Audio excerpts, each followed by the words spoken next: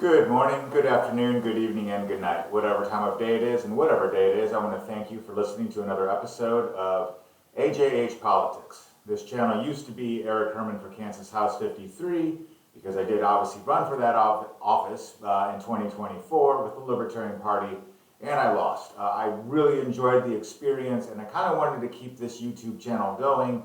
So I did a little bit of rebranding. We're just going to call it AJH Politics, and we'll kind of see where it goes from there. I do apologize for the overall ums and likes as I do this and the overall audio video quality. I'm still very new to this, but I'm trying. And also, I apologize also if there's going to be any vulgarity in this. I think this episode is going to be pretty humdrum, but we'll see what's going to happen. So we're going to call this Season 2, Episode 1, which is going to be about gerrymandering. Now, if you don't know what gerrymandering is, it's kind of a slang term used to describe how one draws a geopolitical line on a map in order to favor a certain party. And you can kind of do your own research on where that all started from. But the general idea is that the red states draw maps so that way they have red politicians win office, and the blue states draw blue maps so that way they can have blue politicians win office. And it's something that is very partisan. Both parties do it. And as a libertarian candidate or say an independent sort of person, it's pretty annoying, at least in my opinion. A lot of people, a lot of the Democrats in Kansas are very upset about it for the same reason I bet a lot of Republicans in California are upset with how maps are drawn. But it is what it is. So first off, let's take a look at actually the current Kansas districting. So what you are looking at right now is the Kansas map divided up into its 4 congressional districts. And now you are looking at the map, and I've got a couple of places highlighted there. With the red circle is the city of Lawrence in Douglas County, and you also notice in the blue circle is Wyandotte County. And those 2 counties are literally the only Democrat-leaning counties in the entire state, and you can see how they have been gerrymandered, for lack of a better verb, so that in the red circle, the city of Lawrence is connected with the rest of District 1, which is a very large area, although those are all supposed to have more or less equal populations. But suffice to say, those counties in West Kansas are very Republican. And you also notice how Wyandotte County kind of got cut in half, which is in the KC metro area, very urban, generally very blue. And it's also getting thrown into the mix there with District 3 to get more Republican votes, and the other half is thrown in there into District 2, again, to get more Republican votes. So, it's pretty on the nose, in my opinion, at least how that gerrymandering looks. Now, a lot of the shade that gets thrown out at gerrymandering are the weird shapes. And remember, the shapes have to be drawn so that way you have an equal number of population in each district. So for the state of Kansas, that's 25% of the population should be in each district. In a state like Oregon, where you have 8 electoral votes, that's 12.5% of the state's population, but that should be more or less equal to 25% of Kansas, based off of how many people live in each state. So you're supposed to be representing equally throughout the entire United States and within each state in and of itself. But the problem is that people are not distributed equally. You have cities, urban areas, and then you have the less populated rural areas. That's why the districts have to look a certain way in terms of how much acreage is in each district will be different. But the idea is that the amount of people is supposed to be the same. So what you're seeing right now is just a rectangle that is more or less the state of Kansas. It's 400 miles by 210 miles.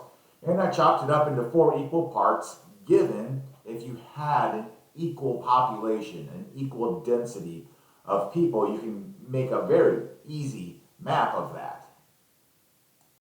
That being said, this is also another example of 4 equal parts. Again, you can kind of imagine this like just having a cake and dividing it up into 4 equal parts for 4 people. The shape doesn't really matter. Here's another example.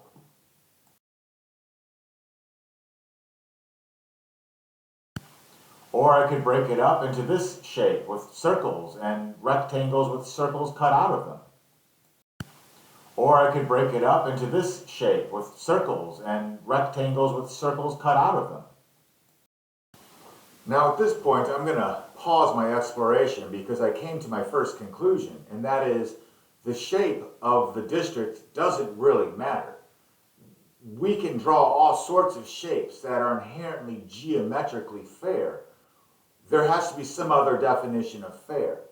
And part of that is figuring out where we draw those lines.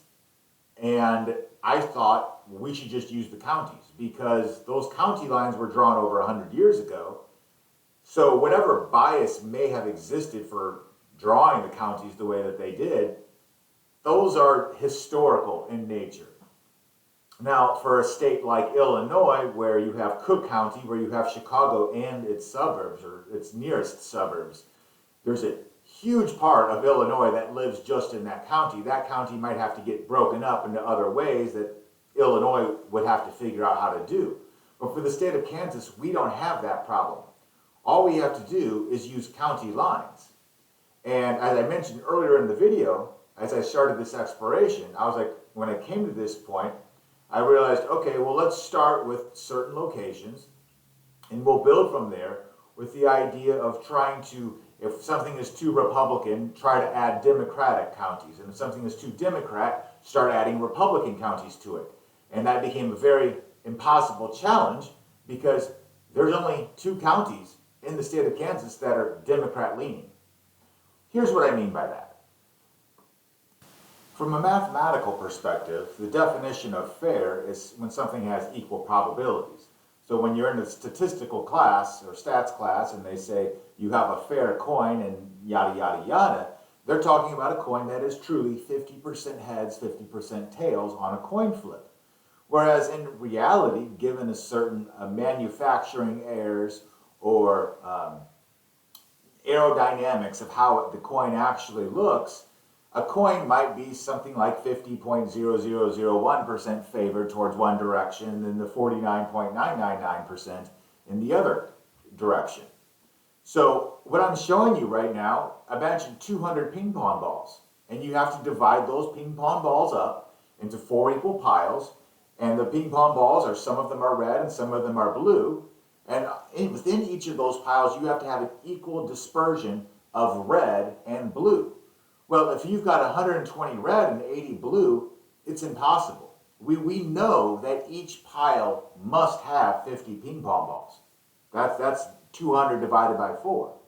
And we know that each pile must have equal parts red and blue. That's 25 red and that's 25 blue. Well, I can't do that because I don't have 100 blue ping pong balls.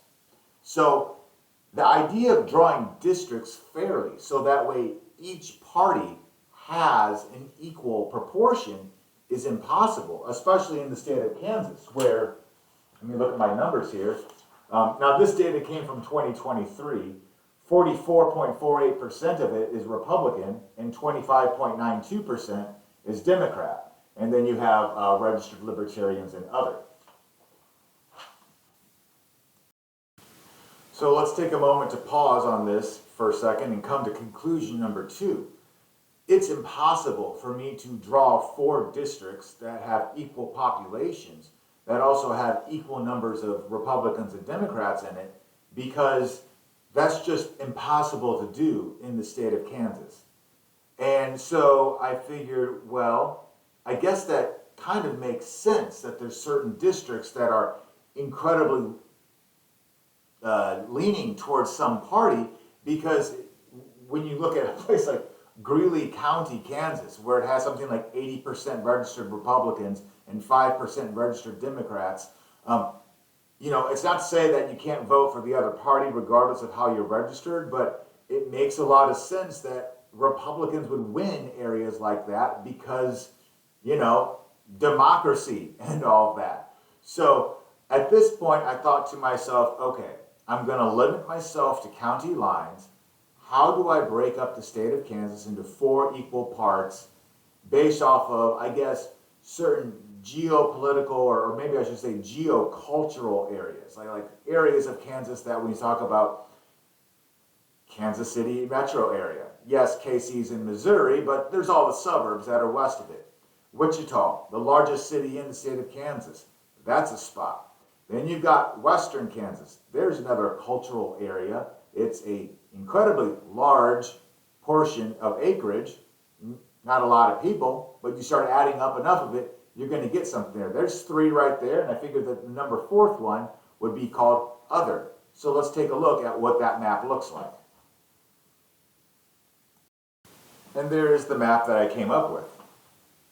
Now, you can see it's kind of similar to the other one in terms of we've got the sort of Kansas City metro area that's only made up by the two counties, Wyandotte and Johnson. Then you've got the Wichita area, that's house number 4, which is Sedgwick County, and then the 6 counties that it touches.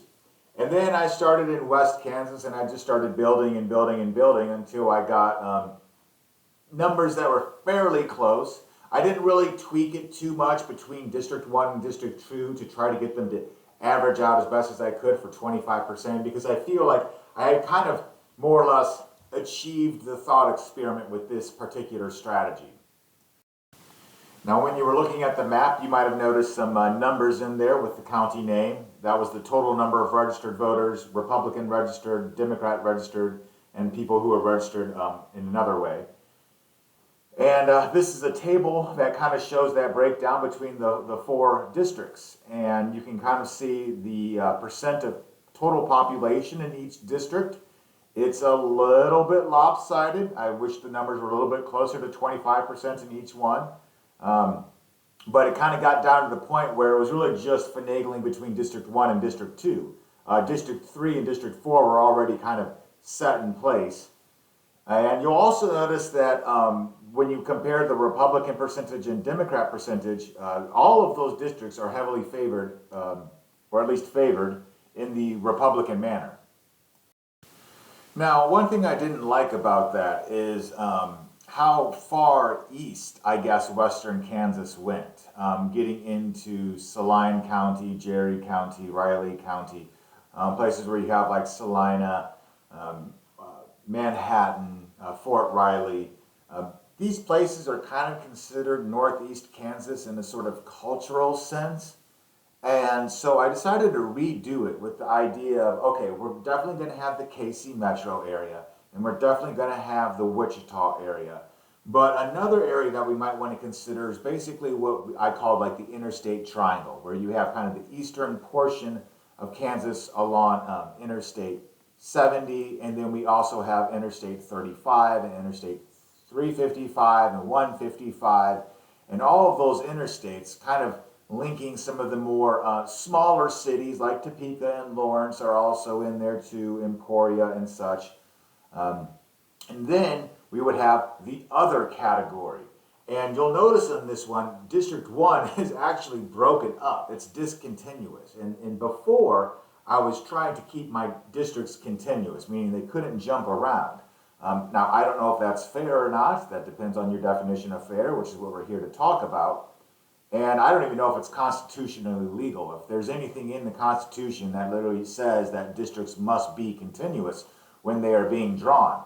But there's the map, and now let me show you what those totals look like.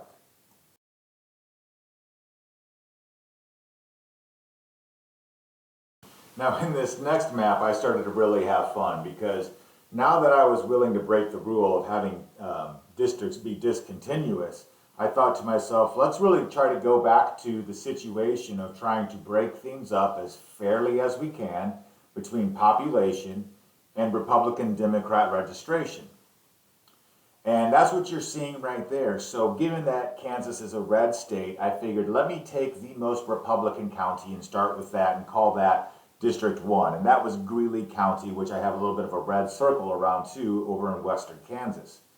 Then from there I found the most Democrat county, which was the Wyandotte County, which is over by KC, which has the blue circle around it on the right side of your screen.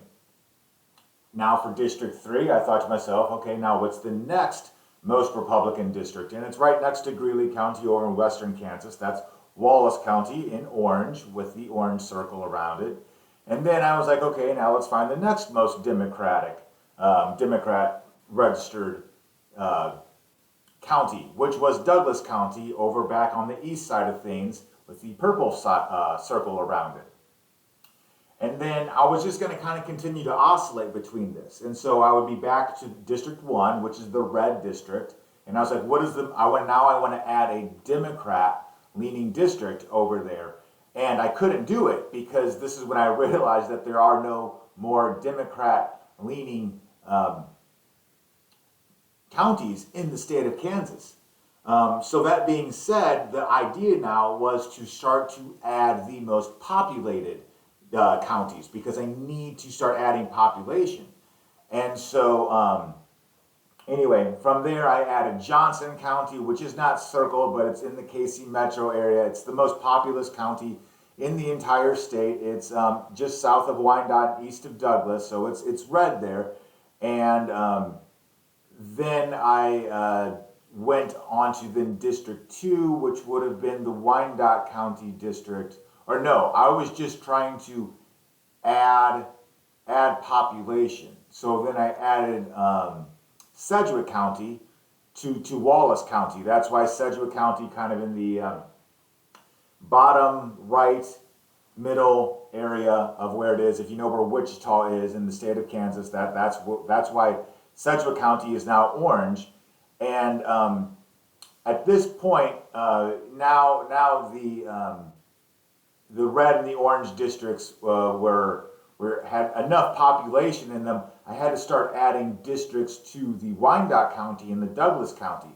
Now remember, these were Democrat-leaning districts, so I had to start adding Republican votes to it. So that's why you see so much red and blue, or excuse me, purple and blue on this map, because there's very little population in a lot of these counties, but I started to add as much Republican votes as I could to the purple and the blue districts because I was trying to make it fair, up to the point where I finally had added enough of that to then start adding population. And it was very much an algorithm. If people want to leave a comment down below, I'll make maybe a longer video that really goes into deep detail about how this was just strictly an algorithm. It was very spreadsheet based, and there's your 4 color-coded districts of Kansas. And unfortunately, I have the table saved on another computer, so I can't access it right now. But things turned out, as far as population is concerned, drastically close to 25% on each and every one. So there's my 3 attempts. All right, so that's going to more or less wrap it up for this video. If you wanted to see attempt 3, if you actually want to see the algorithm and stuff like that, leave a comment. If you have any ideas about how do you actually fairly draw districts, go right ahead.